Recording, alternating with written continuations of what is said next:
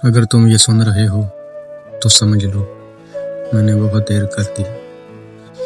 ये पैगाम शिकायत नहीं, इतराफ़ है।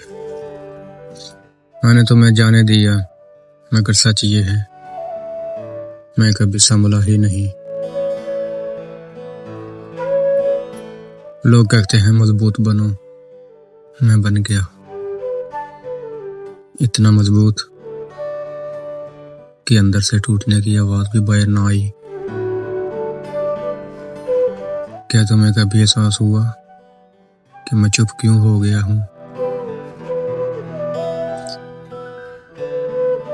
मैंने तुम्हें रोका नहीं, क्योंकि मोहब्बत जबरदस्ती नहीं होती। मगर दिल आज भी पूछता है क्या एक बार मुड़कर देखना मुश्किल था।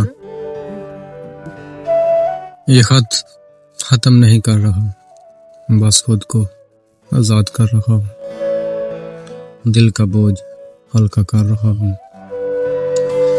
अगर कभी मेरी खामोशी याद आए तो समझ लेना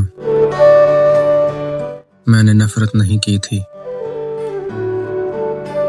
बस दिल को मजीद टूटने से बचा लिया था। जिंदगी में दिल तोड़ने वाले बहुत आते हैं।